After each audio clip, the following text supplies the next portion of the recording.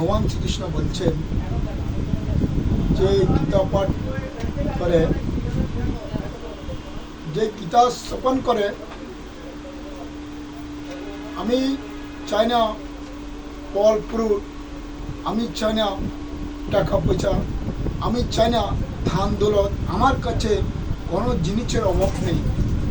আর ভগবান শ্রীকৃষ্ণ বলছেন, গোবিন্দ আমার ভাণ্ডারে কিছুর অভাব নেই। যদি আমাকে মন প্রাণ দিয়ে যে ভক্ত যেভাবে ডাকে, আমি ভক্তের মনের বাসনা পূর্ণ করতে থাকি। ভগবান বলছেন যে আমার নামে শ্রবণ করতে করতে যদি ধ্যান দেয়া হয়, আমি রথের রথ দিয়ে আমি ভব নদী পার করতে থাকি। হরে কৃষ্ণ কৃষ্ণ কৃষ্ণ হরে হরে। এই হরির নাম শ্রবণ করতে করতে যদি দেহ ত্যাগ হয়ে যায়, আর মানব কুলে আর জন্মগ্রহণ করতে হয় না। জয় রাধে রাধে, রাধে রাধে। ভগবান শ্রীকৃষ্ণ বলছেন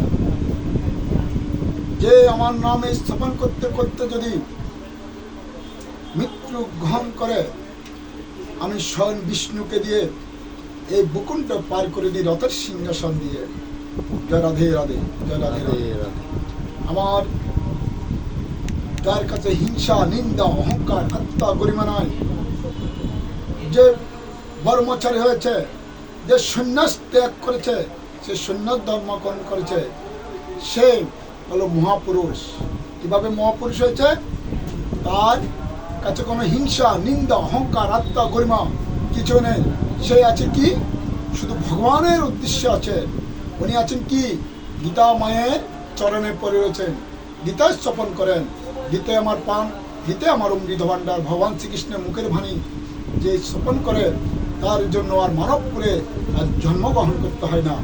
ভগবান শ্রীকৃষ্ণ বলছেন, আমি আমার ভক্তের যে গীতা বলে